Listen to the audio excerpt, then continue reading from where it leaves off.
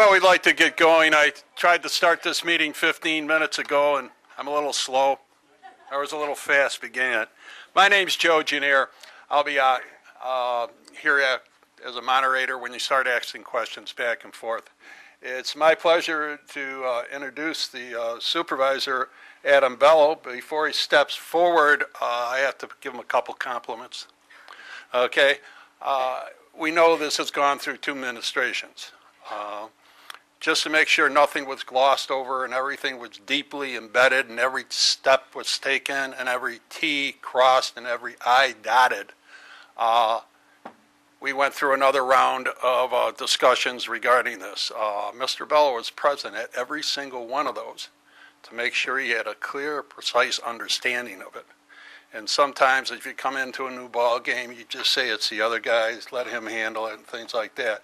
But personally, and I, as well as the library board, would like to thank him very much for not only taking such a big interest, for stepping right up to the plate and going right about it and still batting 1,000. Okay? So the supervisor, Adam Bello. Thank you, Josh.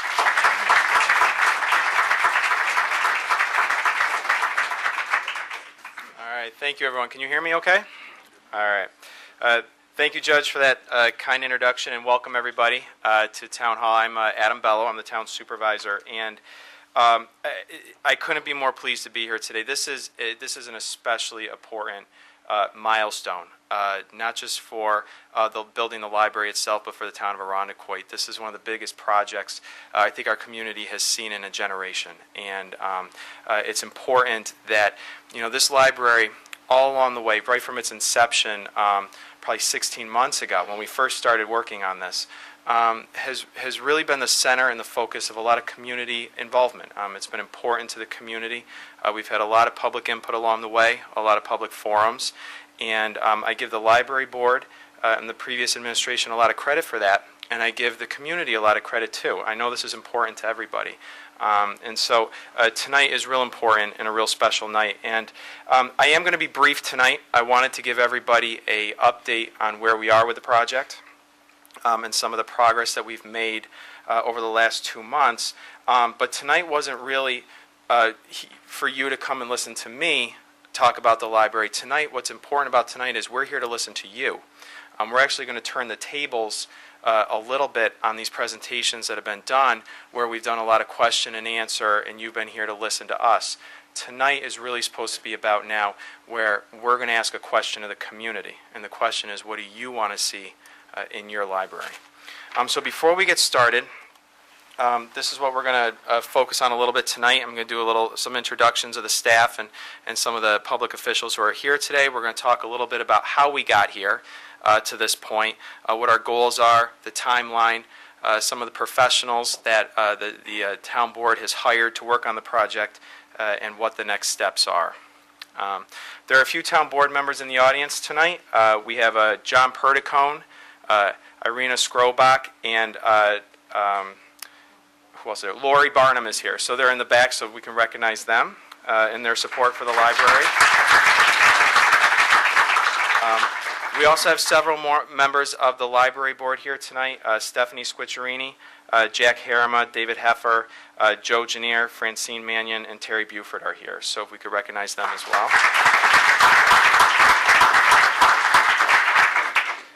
And I also would like to recognize some of our department heads who are here tonight as well. Our staff here at Town Hall, we have an amazing staff here who does a lot of good work, and they've been involved in this process all along the way. And so I do want to recognize Pat Meredith, the Commissioner of our Department of Public Works. Terry Buford, the Library Director. And Nick Weatherby, who is the Director of Development Services, is here as well. And I did see in the audience, too, and I would like to recognize Deborah Esley, who is a former member of the Irondequoit Town Council, who is largely responsible, too, for where we are today. So, Deborah, welcome. And thanks for being here.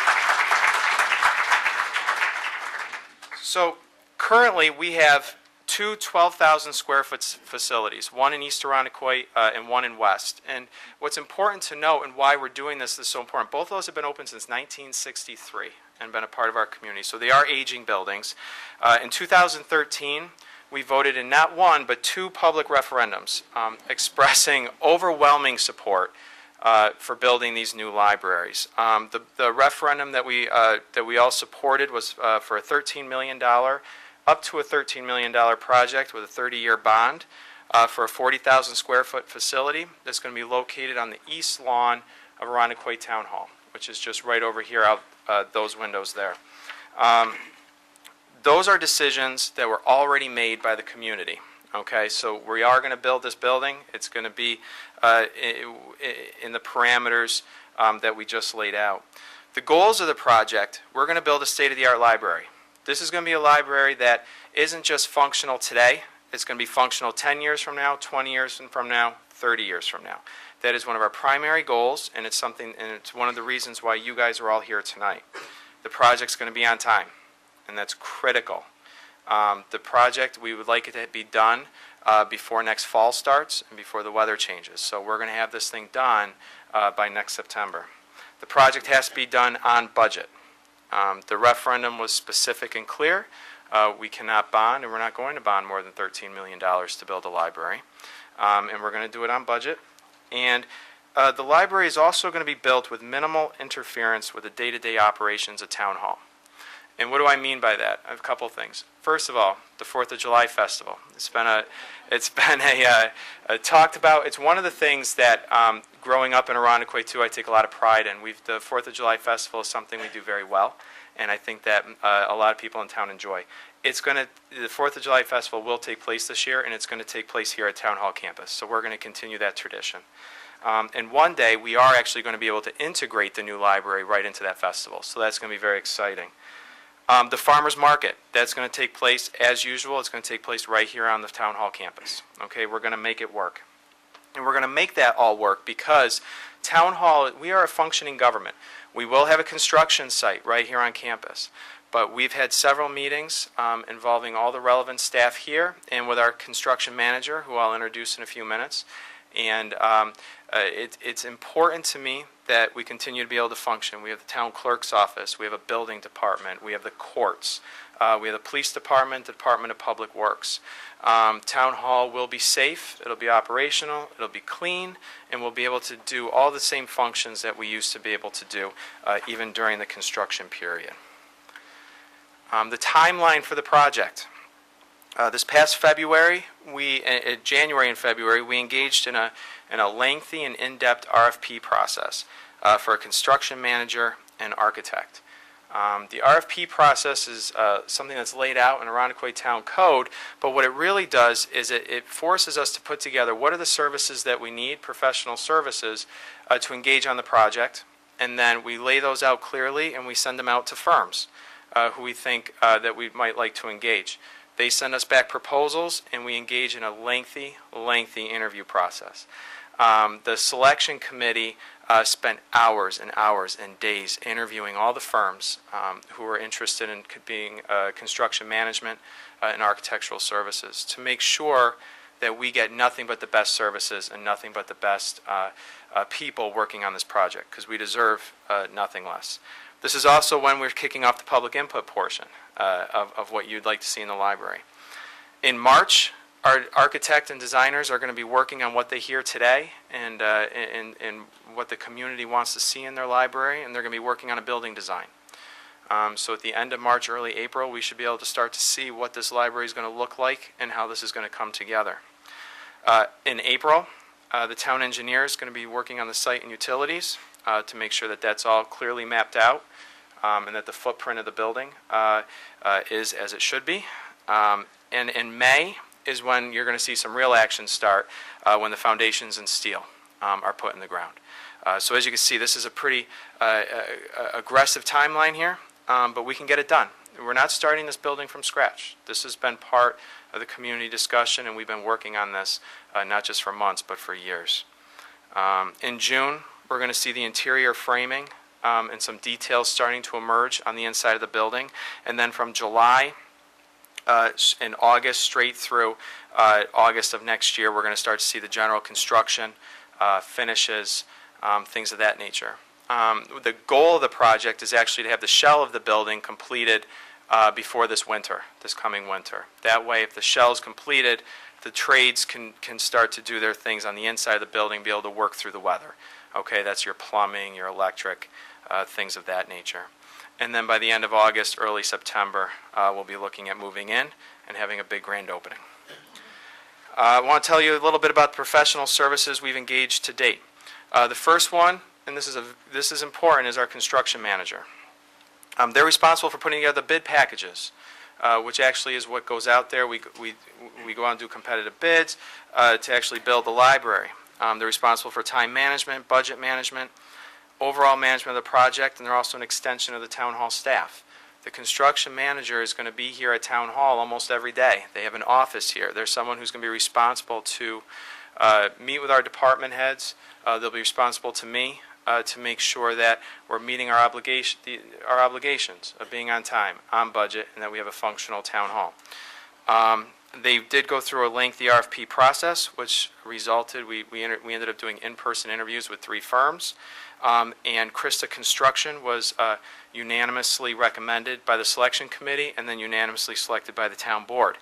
And we do have someone from Krista Construction here, is John Radisi, who's right over here. So I just want to recognize John.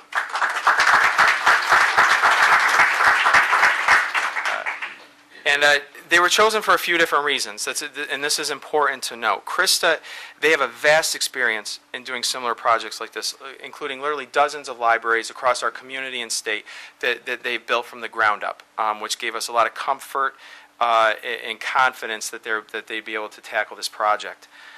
They also have an experienced staff. John's been with the firm for a number of years and has managed projects like this in his career. And they also have a good understanding and vision of this project.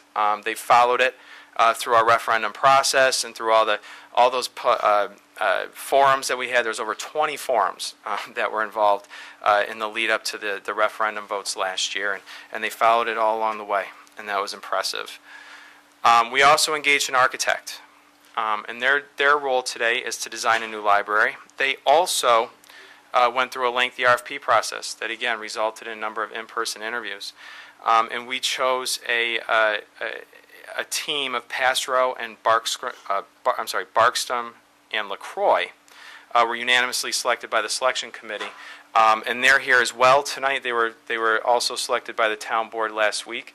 And we have Peter Wayner is here from Passrow. Peter, where's Peter? There he is, right there. So recognize Peter.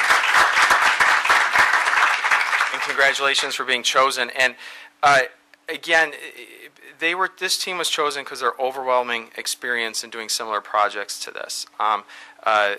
Their presentation to us was far and away just the most impressive that could have been. They demonstrated a real understanding of the project with some of their sample concepts and designs, some of which you've seen, and there's a couple right there on the slide. They also come to us with a nationally renowned library consultant, which is important. This is a big project, and this is important. And like I said, this is a library that we want to see be successful and be useful, not just today, but years down the line. And so it's important that we're able to engage some professionals to see what's going on in different parts of the country in building these facilities. And I know we spent a lot of time with the library staff today and had a number of productive conversations. The other piece that we did talk about a little bit is the site and civil engineering. We do have an in-house engineer that the town board hired back in January, and that's Labella Engineers. And we have Mike Shaffron from Labella here, so I'd like to recognize Mike. And they're going to be doing some more of the immediate work that you're going to see here on the Town Hall campus. They're responsible for the site work, the parking, traffic design, and mapping out where the library is actually going to fall on the property. So now we're to the next steps. What comes next? You know, from the beginning of this project, the community has been involved. It's been evident by 2 very high turnout referendums And we've had over 20 forums last year leading up to those referendums where residents, they came to ask questions of their government. They came to say, what is this thing you want to build? Why do you want to build it? Where are you going to build it? How much is it going to cost? Why is it going to cost that much money? And we went through those, and I give the library board and the previous board a lot of credit for that. And it was a lengthy process, but it's important to be open and transparent, especially when you're spending taxpayer dollars, and this much of it, as much. But I want to turn tonight, like I said before, we're going to turn this now on its head a little bit, because you've had the chance now to ask your government a number of questions. Now I want to turn around. Your government actually now wants to ask you a question, and that question is, what do you want to see in your library? Okay? This is what's important today. I want to hear from you. Your town board wants to hear from you. The library board wants to hear from you. And most importantly, the architect and the construction manager want to hear from you, because they want to know what's important. We've talked about a number of things going through the process that this library could give us. Everything from coffee shops and kiosks to children's areas, teens areas, senior activity areas, meeting space, computer and technology. The possibilities are literally endless on what we could do with this library. And as I said before, it's a 40,000 square foot facility. So we're not going to be able to have everything. That's a very big building, but it's not going to be, we're not all going to be able to have everything we want, which is why it was important before we get into that final design stage and start talking about how big certain rooms should be and where certain areas in the library should be. It was important that we now engage the community and actually listen to you and find out what your priorities are. And for those of you who are watching at home tonight, and for those of you who are here and don't feel comfortable speaking today, we did create an email address, yourlibrary@irondequoit.org. We've already received a number of emails there with some great ideas on what we could see in the library. And we're going to take all these ideas that you give us tonight and everything that came through in the email, and we're going to give those to the architect and the construction management team and the library board, and we're going to take a look at those and try to find the best solution to be able to respond to what the community wants and deliver the best library that we can. So that's where we are today. I just wanted to bring you up to speed. And the next portion of tonight's program, I'm going to call on the judge to come back up here. And we're going to hear from you now. And Were you going to introduce do that. the... Oh, yeah. I probably should introduce go sit down again. my folks. You guys sit. I'm sorry. So up here tonight, and the way we'd like this to run, I'm going to ask that the people responsible for building your library are actually going to come on up here and face you, so that when you come up and are called forward, you can actually address the people who are going to be building your library and let them know what you'd like to see. So I'm going to welcome up to the tables here John Perticone, Irina Skrobach, and Lori Barnum. So if you guys would like to come on up. We also have the library board members, Stephanie Squicciarini, Jack Harima, David Heffer, Francine Mannion, and Terry Buford. And Joe Janier, you're on the library board too, but we're going to make you stand here. and your bar stool. Yeah, that'd be there, right. And I'd also like to welcome up to the tables John Radici, who I pointed out before, and Peter Wayner from Pastoral Associates.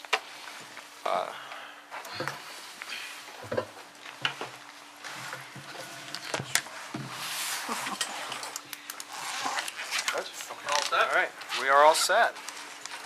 Out of my own pocket, I went out and bought some more chairs. Okay, then I went up to rent a chair, and there are some more chairs out here if you'd like to grab them to sit down and go over everything.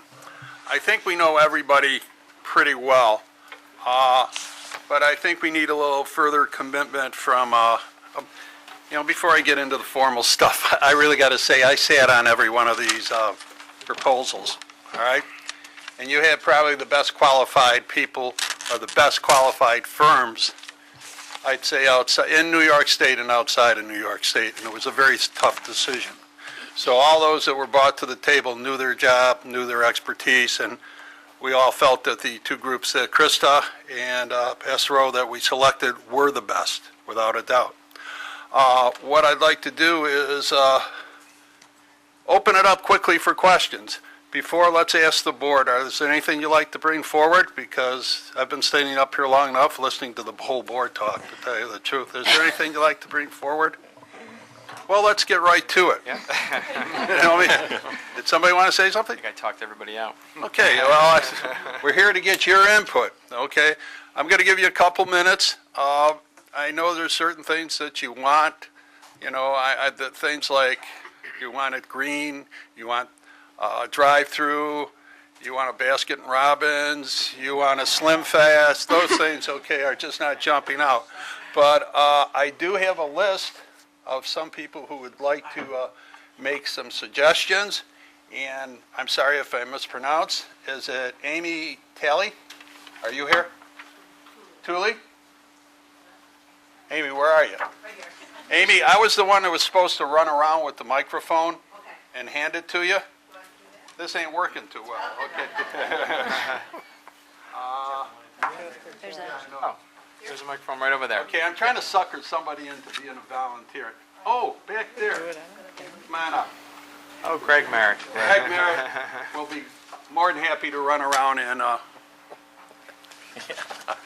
go right ahead, Amy.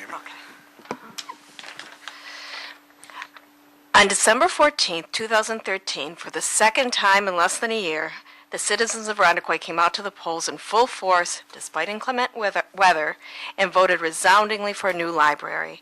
In voting yes, we've given our town the best holiday gift it will ever receive, a gift that will be enjoyed for generations to come. I cannot begin to express how elated I am that our community will finally be getting the library it so richly deserves and desperately needs. My gratitude goes out to everyone who voted yes, but my deepest gratitude goes out to the dedicated individuals who brought this project to the table and fought an uphill battle to bring it to fruition. These people deserve to be recognized. On behalf of myself, my family, and our entire Irondequoit community, I would like to thank the library board, the Friends of the Library, Mary Joyce DeRizio, Adam Bello, the town board, and library staff for their outstanding cooperative work and their tremendous perseverance on this project. When construction crews break ground this spring, it will be because of the tireless efforts of these individuals. We owe them so much, and I encourage everyone to express their thanks to them. I am completely confident that the new library will be designed to meet the needs of everyone, young and old. As the mother of an 18-year-old son and an 8-year-old daughter and the nanny of a 3-year-old, I'm looking forward to a beautiful children's section and an equally beautiful but separate teen section. I am looking forward to large, soundproof rooms where educational programs can be conducted without disturbing library patrons who just want to come in and read or maybe use the computer. I, for one, plan to practically live at the new library once it opens its doors. I simply can't wait, and I know others feel the same way. Thank you. Thank you.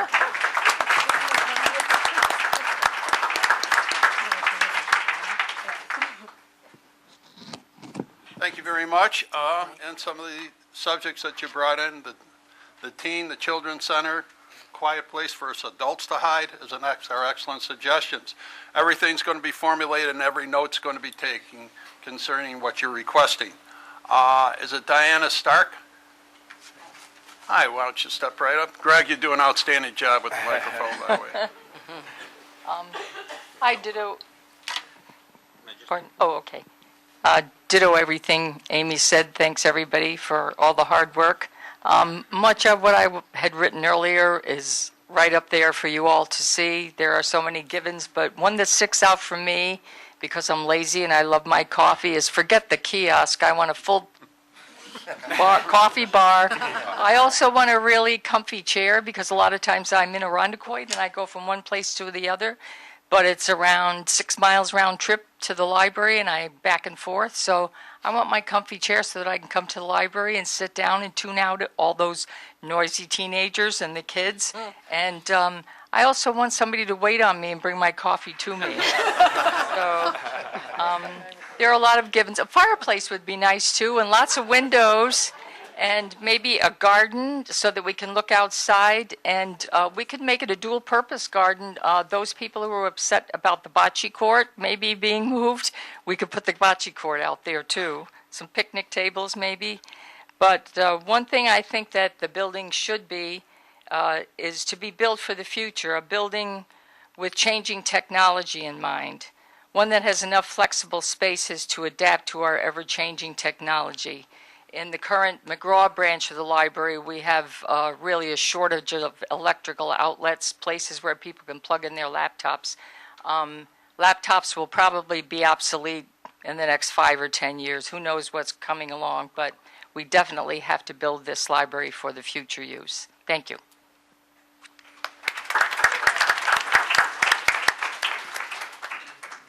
Is Jeannie Connor here? Have you made it yet? She wanted to be one of the speakers, but she let us know she's going to be a little late. Dana Paxton gave me a list of things to let you know, or requesting. Dear friends, I wouldn't be able to attend a meeting such as one tonight, but there are some of the things I would like to see in our new library. Well-supported public internet access to serve our citizens in finding resources, locating employers, learning skills and subjects, supporting in-school education, networking, and improved community living, and connecting socially for better understanding and participation in government. Number one. Number two, a broad, inclusive, and highly varied collection of printed works, meeting the needs of citizens more widely than the two libraries now in service. Number three, a good set of separate rooms for meetings, classes, presentations, and fully equipped with broadband internet access. We may just have to take her whole sheet and do it here, just so you know, okay. Number four, space for depositories, swap pool for books not part of the library inventory in order to facilitate sharing among patrons. Number five, integration of book delivery and pickup service for patrons facing significant mobility challenges. Number six, a well-educated and well-organized library staff to provide direction, guidance, education, and service for all patrons and supporters of all of 1 through 5. Number seven, sufficient, sustained funding for all of the above.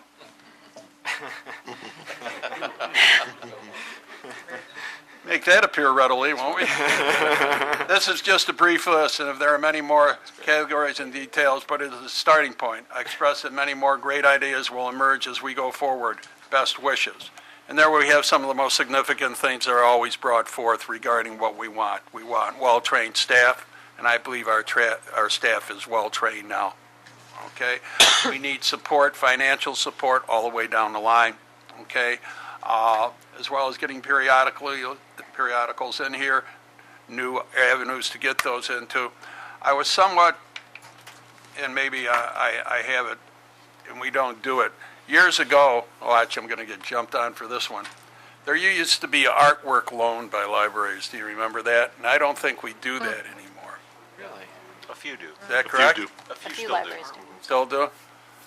As I can remember, as a lonely GI in Germany, I went to the library and got a painting, Van Gogh. Everybody thought I was rich for a while. Okay. All right. Are there some of the other questions? We have another sheet that's a sign-in sheet. Is that correct? We don't know if they want to be speakers or not. People thought that it was a sign-in and others thought. Okay. Let's have anybody like to raise their hand. Let's do it the easy way. Right back there. Good evening. My name is Erin Quintero. I'm a mother of 3 in town, a teacher at Arundequoit High School, and a lifelong Arundequoit resident. Here follow some thoughts about Arundequoit's Library of the Future, and many of these great ideas will be repeats. Perhaps nothing is new, but I feel I sleep better at night if I come and speak with you. The function of a future library is no longer only a warehouse of information. That capacity is served on college campuses and at personal computers primarily. Instead, tomorrow's library can be part a place to access and borrow materials, yes, and perhaps part community workspace, an open area for our town's innovative spirit to exercise its curiosity, creativity, and collaboration. I picture the following features: an expanded children's library, private teen space, and comfortable places for all of us to read and to explore. An expanded computer bank, including Wi-Fi access, printers, docking stations, etc. A media room with software and hardware for music and video production, as well as screenings. spaces for community ed classes and field trips from our many excellent area schools, an expanded program with more offerings of camps, classes, activities, and presentations, especially for teens, perhaps including an internship program, a limited conference spaces for larger groups to reserve, keeping in mind the facilities that will be available at iSquare, technologies that serve creation, such as laser cutters, 3D printers, sewing machines, other textile machines, an area with a coffeehouse vibe, remote access to digital materials compatible with things like iPads and Kindles. I'm really thankful for this opportunity tonight. I'm encouraged by the opportunity that you've given us. I look forward to being involved in the project in the future, and I do believe that an investment in a library means an investment in its people. Thank you.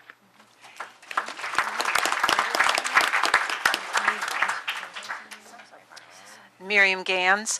I have two things from me, and then Dr. Joseph Spruill, who was a former superintendent of the West Arundequoit Schools, asked me to make a statement for him, and also Terry Carter, who I think a lot of you know has been as Dr. Spruill has been too, a long time, very generous, very eloquent supporter of the new library. So here comes Miriam.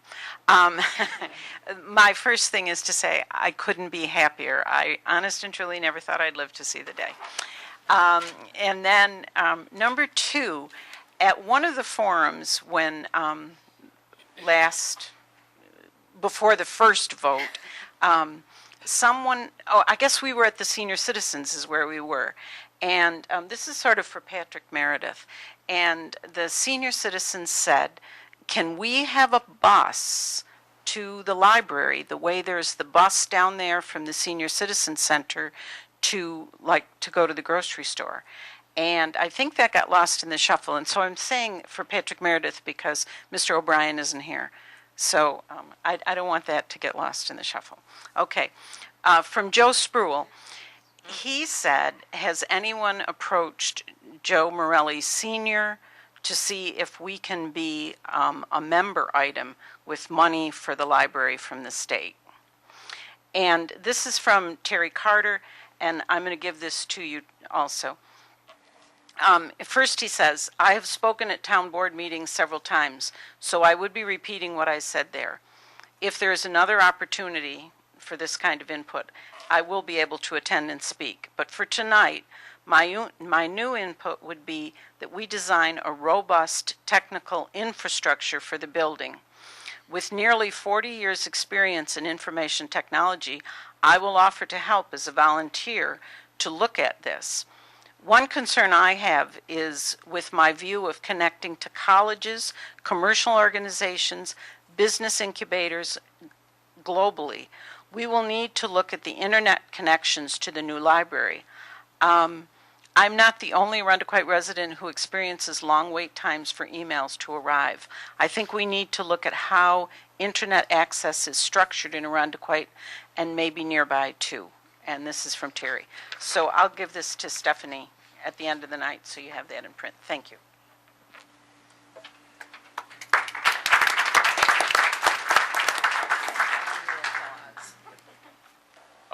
I heard you guys wanted to have it geared toward the future a lot, and I know that we're going to be having energy issues in the future, so maybe we could put solar panels or, more sustainable things. That is an excellent question. We're talking about, I think the term is green, okay? And that's been a question that was brought up at some of the meetings regarding it, and that's the sole objective is to make this the greenest building around if possible, principally because it'll save expense for the town in the long run, all right, and for the quality of the building. But I'm going to touch an area in which I think needs to be brought up, okay? We can go through a process, all right, everybody's looking at me and say, uh-oh, he did it, okay? We go through a process in which a government agency comes in and says, well, good, you're a green building. After we spent $30,000 getting there okay, another $10,000 or $20,000 in man hours, okay?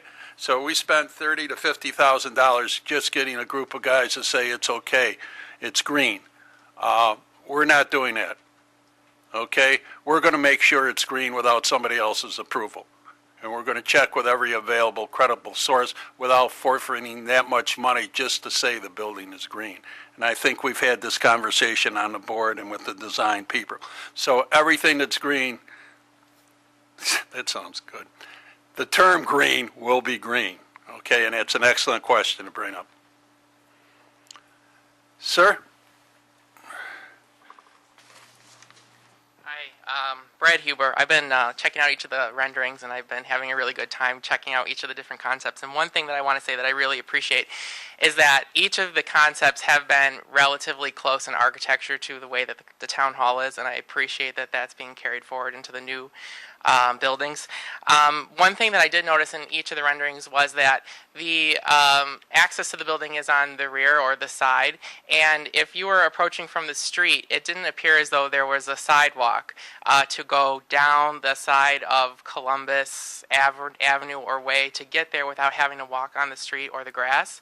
I don't know if that was something that was overlooked, but that would be something that I would maybe suggest. And also, I don't know if they would be included in the renderings, but a bicycle rack or something of that sort to put your bike.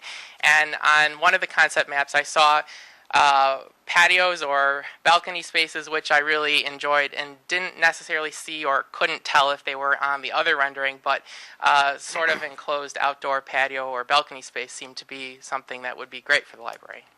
I think some of the renderings may depict this type of thing. I totally agree with you, being a guy that has a bicycle. But all that has been taken into consideration, and it's best for you to reinforce that. Am I correct? All that is being, that open space, the space that'll be easy to get in from Titus Avenue, from Columbus Way, designing where the parking is, all will have a ready sidewalk to walk in from your parking space. But I do totally agree with you that openness, that physical openness to the environment that needs those small patios and things like that. I have seen some of the other renderings and some of the discussions, and am I stepping out of line or stepping on somebody's foot there, John? I'm okay? Thanks, John. I'm okay. That does depict exactly what you've said, but you've just reinforced it, and I thank you for that.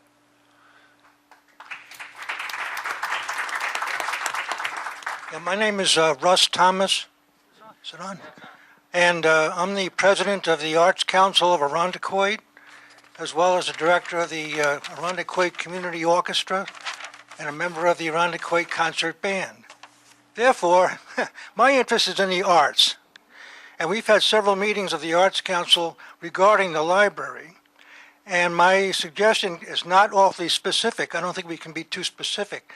But my point is the interior of the building should be flexible, because we're talking about so many different groups and ideas and so on. If you have movable walls that can be rearranged to accommodate a variety of sizes of groups, I think it would be a good way to do it. Good walls that even Amy Henderson could move. But make it functional, so that we may, if we have a performing group that's going to have an audience of 100 or 200 people, we can shift things around and accommodate that.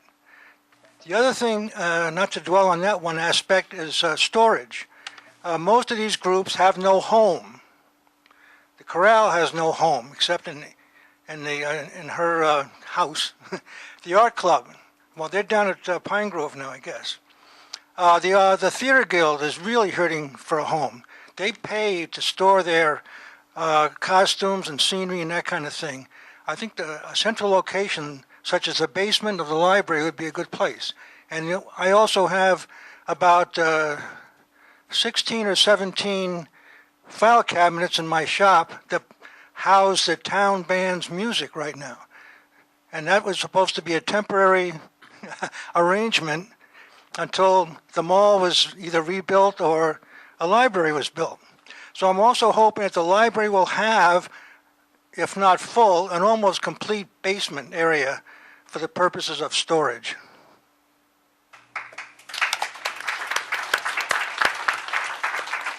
Greg, I believe there was a lady up here front.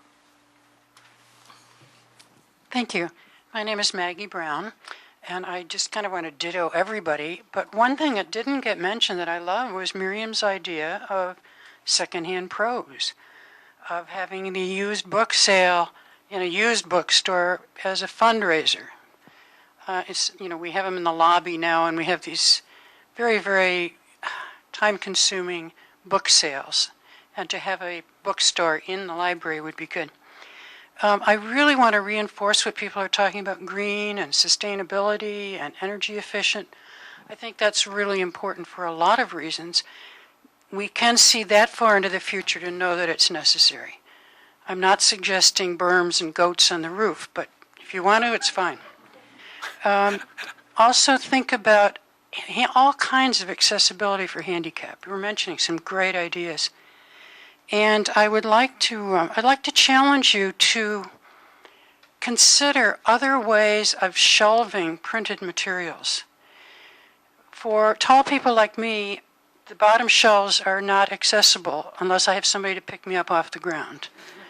For short people, I have to get books for them. Using the Dewey Decimal System, if we still continue that, reading the spine, is very, very difficult. So just when you're planning about the types of shelving, think of that as being as flexible as the rooms, ways that we can do it. I would also like a map at the front door, one of those "you are here," teens there, children here, so on, which emphasizes what's going on that day, because we are a community and we don't want people stumbling all through it. I think everything else is kind of a repeat. The storage, the art, the open space, the green is just wonderful ideas, and please think of that as part of your building. Thank you.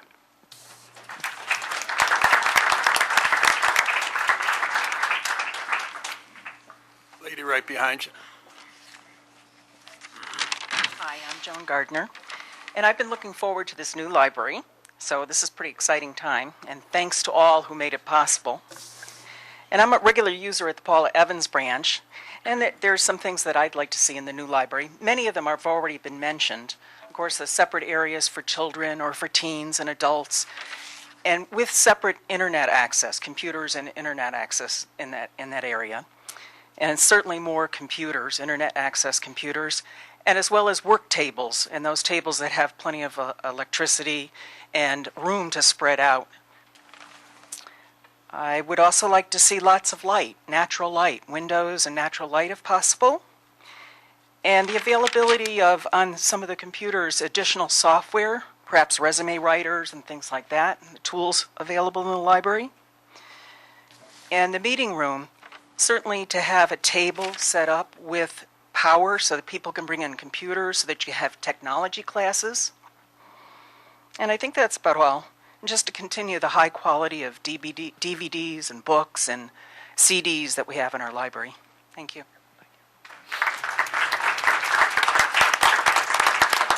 Now that I got you all the way in the front, can you go all the way in the back?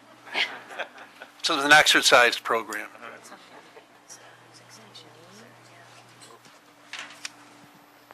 Hi, my name's Kimberly, and I work over at the My name's Kimberly, and I work over at the Evans branch. And the one thing that I've heard from many, many patrons is they really don't want to lose their small town feeling for their library. They want a nurturing, friendly library without the long velvet ropes, where they can stand and chat for a couple minutes at the new library. And they're really hoping to keep the nice small town library in the new library. So if you guys keep that in mind, thank you.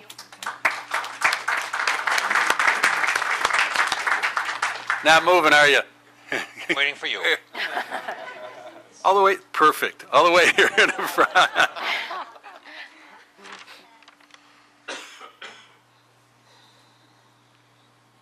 My name is Bonnie Arnold. I'm a lifelong town resident also, and I'd like to follow up a little bit with what Russ said about the Arts Council. Many of you probably don't know there is an Arts Council, but I wanted to let you know who the member groups are.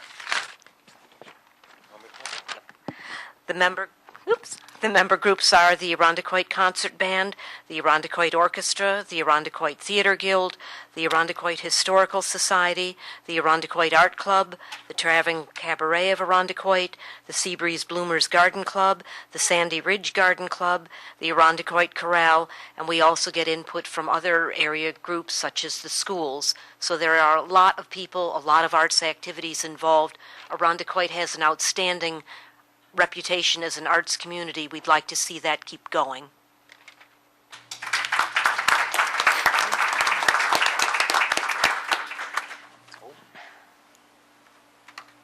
Hi, so my name is Janine Connor, resident here in Irondequoit. Super excited about our library coming to fruition.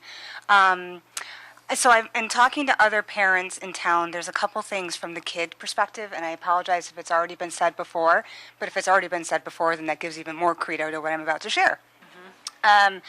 In regards to the computer area, we want an adult area and a children's area because we know that the adults are going to access websites that we don't want our children necessarily to catch a glimpse of or even be aware of. So that would be really awesome. And you know, when I think of the Webster Library and the Pittsburgh Library and the Greece libraries, they have tons of really great areas that suit the interests of particular age groups. There's a teen area, there's a children's area, there's the, you know, the general user areas. But in the Webster Library, there's like a little bridge that branches into the children's area. And it's really visually stunning, and it's a fun step into the children's library. So you know you're getting ready to have a different experience already just because you visually are taking a different step. The Greece Library has that really wonderful aquarium. So there's a learning piece that happens instantly as soon as you walk in those doors, and it brings all those age groups together in that section. So, and then what would be particular about Pittsburgh? Oh, there's like a little tunnel that you can walk through. So maybe we could have some of those visual interests and some of that stimulation for our young minds and for the grandparents or the aunts and uncles who visit the library with them. Thank you for your time. Thank you.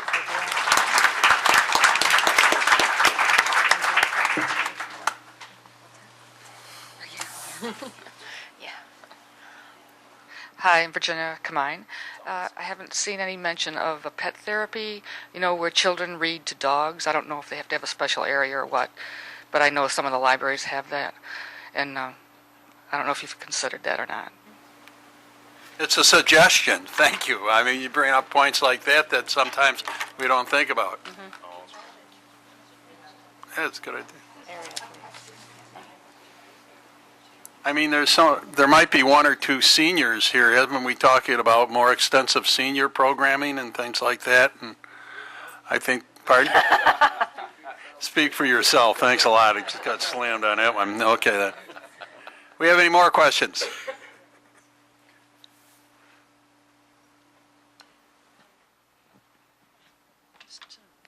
To follow on what Janine said, those of us that grew up here many, many years ago, one of the most important things in our life was the secret room downtown. And when you were talking about the small town feeling, I love that idea of something special like that. I mean, I still remember it from a few years ago. I forgot to say, I forgot the second thing, but it'll come.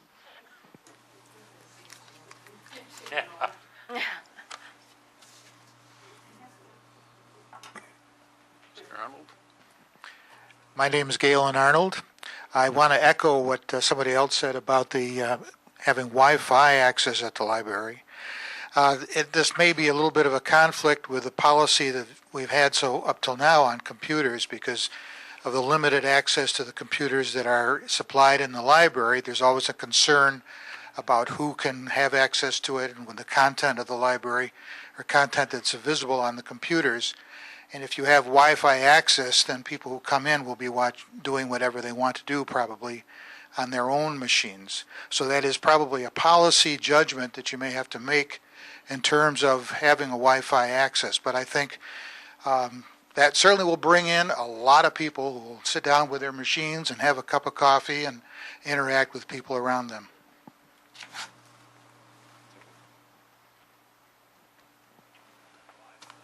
My name is Kate Karshik, and I think this is terrific what West Arundecoy is doing. I'm a former 30-year resident here who now lives in Charlotte, but still uses Arundecoy as her main source of business. We have children and grandchildren who still live here, and I just want to share with you how I felt I could help you, not being able to vote myself. And that was to send a letter to an email to my son, who's involved with everything that young parents are involved with, scouts, lacrosse, yada yada. And I said, would you please take the time to send an email on the day of voting and remind your friends to vote for the Arundecoy Public Library. So to show me that he did, and trust me, I have never been able to write a short email. His was this. Sent it to all his friends, and it said, this morning I was running by the fire hall and I noticed a lot of people voting for the new Arundecoy Public Library and Research Technological Center. I thought, that's right, it's no longer the library we knew. And the name is going to be really important. I would hope that when you query your residents, that you also query high school students, junior high, elementary, any of the handicapped organizations. But above all and foremost, I would hope that everybody involved working in the library has had the opportunity to present their wish list. Surely they have visited libraries all over, and there are wonderful ways to communicate and to show your wares that we haven't seen ourselves. That's it. Thank you very much.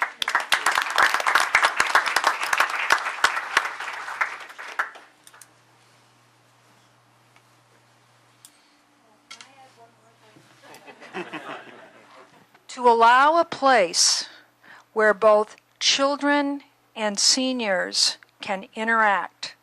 Case in point, I just learned how to use the iPod my children gave me a couple of years ago from my 8-year-old granddaughter who found it in the desk drawer and said, Oma, I didn't know you had an iPod. Whoa, and within a short time, in few words as possible, she showed me how to use it. True story.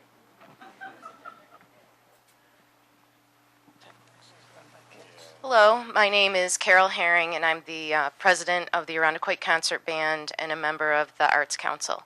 And I'm so grateful that we're here today having this conversation, and grateful to the Arundecoy board and the library board and all those who are involved.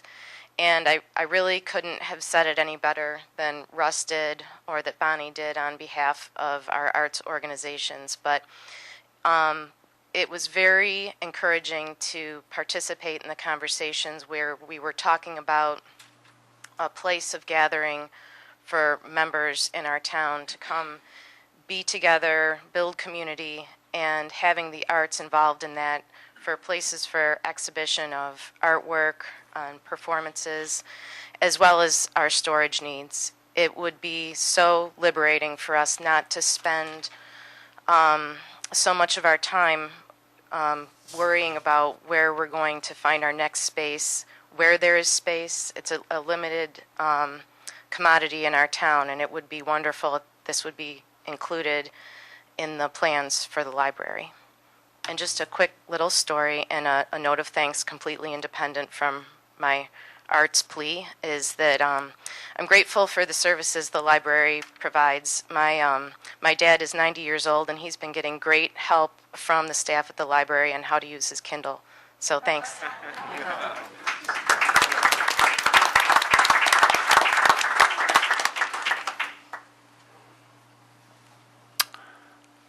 Well, I have no more questioning. I have any questions up here. Regarding matters, I have an opportunity to ask if we go across the board, any thoughts, or it's so nice having you all so quiet. No comments, no hassles, really. It's really been nice with you tonight, Stephanie. Okay. Why don't we go across the board for a few comments? Adam, any comments at all? I do want to thank everybody for speaking today and for all the input. I got to say, I'm incredibly proud of the community today because this has been a long process. I know we've been talking about, thinking about, voting on, and debating the merits of a new library for a long time. And today's the first step where we no longer have to debate the merits of a new library. We could talk about what we're going to put in this new library and actually start to see a vision. And I couldn't be more proud of the number of people who are here. This is really overwhelming to see this kind of support for a library. And there is a notion I'd like to leave people with. Our town motto, a lot of people don't know this, but our town motto is actually a town for a lifetime.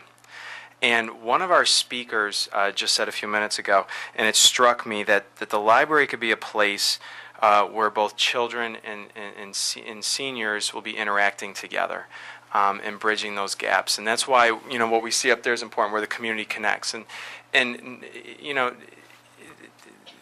the motto and what that speaker said couldn't be more clear. This is what the purpose of the library is, and that's why we asked you all to be here today. Irondequoit should be a town for a lifetime. It should be a place where we offer services for children, for families, for our senior citizens, so that when you grow up in Irondequoit and your kids, they're going to have kids, you're going to have grandkids, you can stay here, and you're going to stay here and see your grandkids and your great-grandkids grow, and you don't have to move to other communities to get these amenities and be able to stay with your family. So I did want to make that point and just let you know that I couldn't be more grateful for the outpouring of support today, and for all these ideas that people show. No idea is too small to share when it comes to something like this, because if you're thinking about it and it hasn't been said yet, you should stand up and say something, because we're all going to learn something here today too. Obviously, everybody comes to something like this with a preconceived notion of what should be in a library, but a library is not going to be just a repository of books. That's not the library of the future. The library of the future is going to be what you and the community would like it to be. And that's why today's important. So thank you very much. One other thing, I guess, in the back of my mind, with technology the way it is today, radio frequency identification systems for the return of books and publications, if that can be incorporated into this program, it will save a lot of money in the future.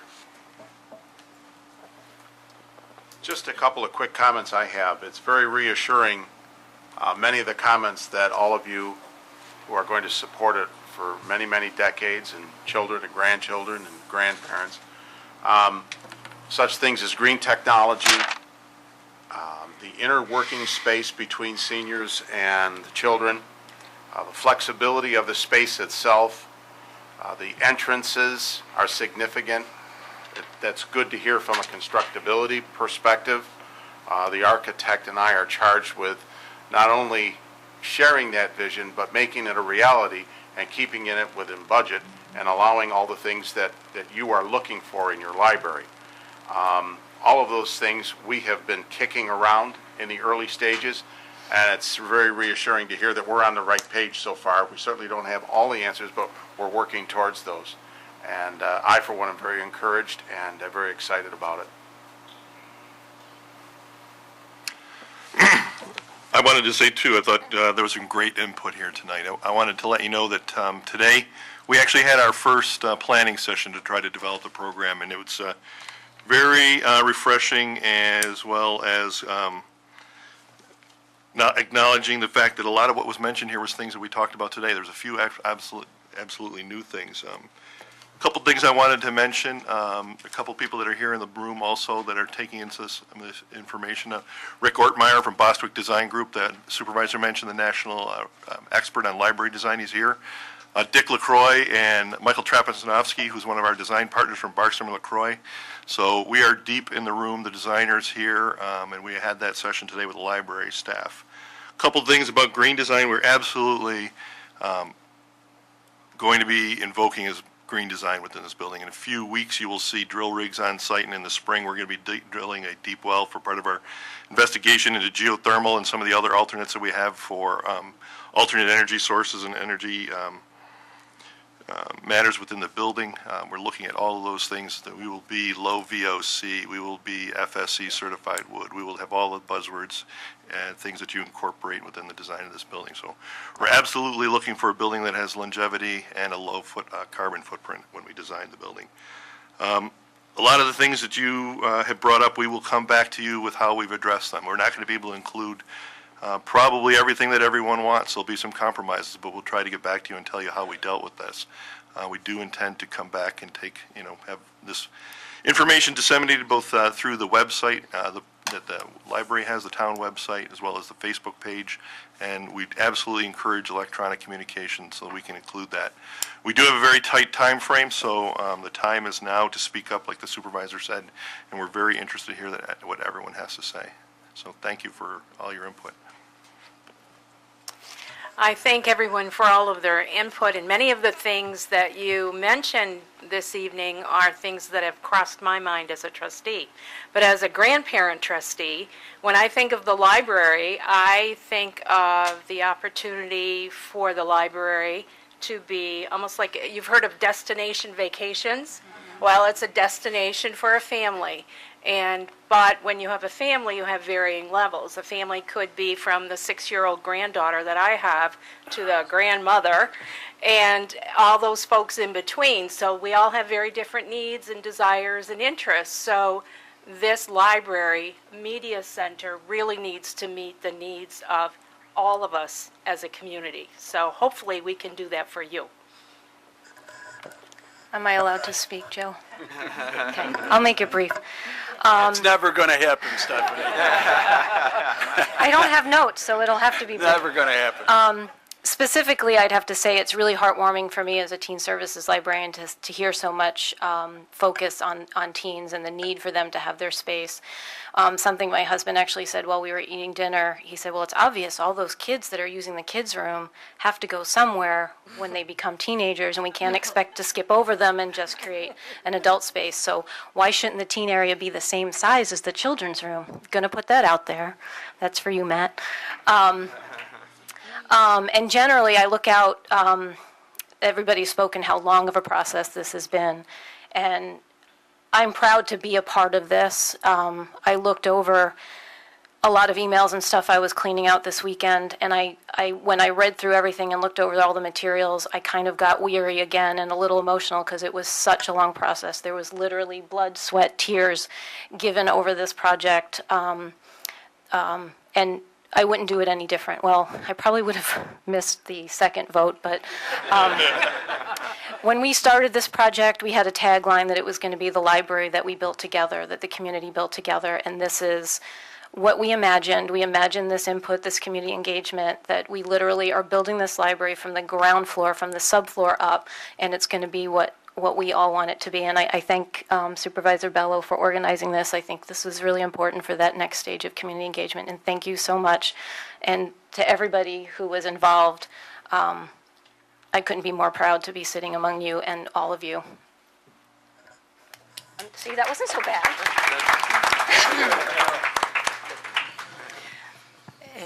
The moment has finally arrived. I have been, had been on the library board for many years, and we actually went out on the eastern seacoast there and viewed and visited many different types of libraries. And truthfully, I wanted something of each one. And it's difficult to even envision what we have here. Historical significance is primary. Also, I hope we incorporate a landscape designer that would be able to take all of our ideas and put them in a architecturally sound building, as well as providing the transition aspects that we need.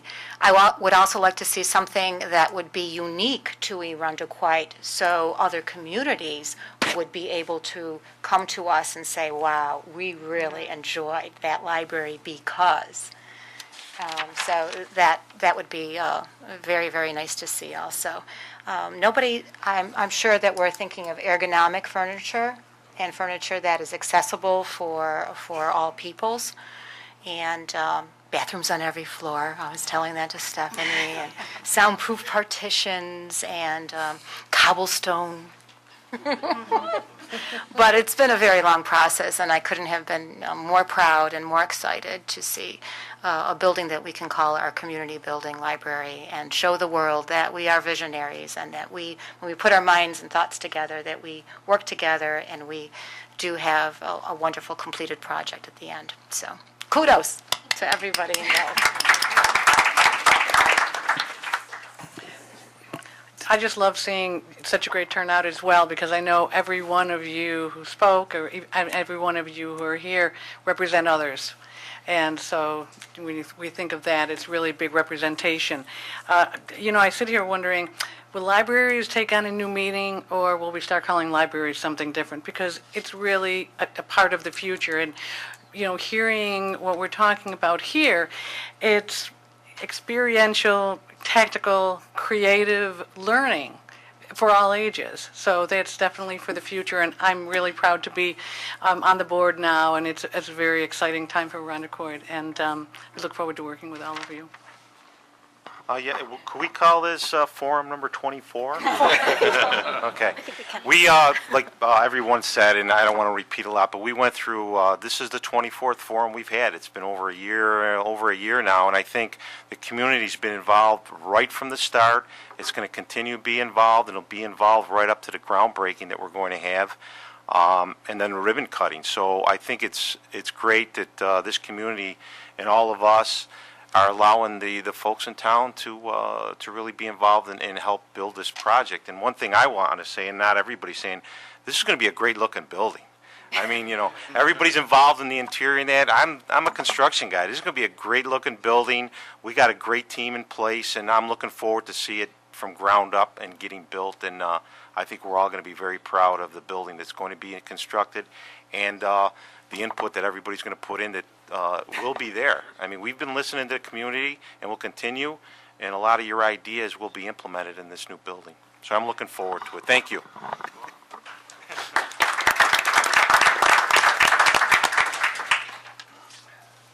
I just wanted to say that over the last year, as we worked our way through this whole process and got this library approved, I would go to these meetings downtown with the librarians from other towns in the area, and they would be like, another referendum, you poor people. So, why does this have to be this way? And I would just say to them, it's because people here really care. No matter what people's opinion about the library or about any issue in town, people in this town really care. So here we are on a cold Tuesday night, and we gave you the opportunity to pop in and say, here's what I'd like to see in the new library. And we got standing room only here, full of people who really care. So keep caring.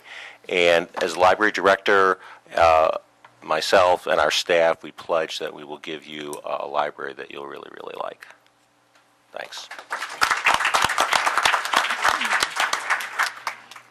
As a library board member, I had the opportunity last summer to attend a presentation that was given by the West Arundecoit High School summer community forum or class. I can't remember exactly what they call it, and because they did a project on town library. One of the things that I came away with was they did a presentation on the Chicago Public Library. Now, we don't have the resources of the city of Chicago. I understand that. But there was a wonderful teen media resource imagination creativity center that was really devoted more towards teens, obviously. But as a senior citizen, I must say that a lot of that intrigues me too. Not just the technology of it, but the imagination of it, the creativity of it. And to have an imagination creativity resource center in this town, I think is an absolutely wonderful, wonderful project.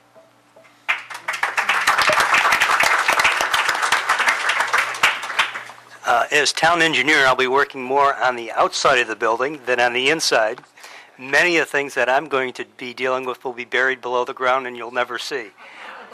But I did take away quite a bit of input as far as the access and things that are important to you as a community, the pedestrian access, bike storage, garden space, as well as pickup and drop-off services, which I thought was kind of unique to have a pickup at a library. So we'll certainly look at that in developing the access to the library space.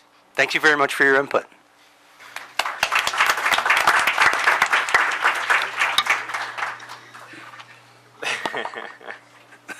The supervisor. Jumping at the bit.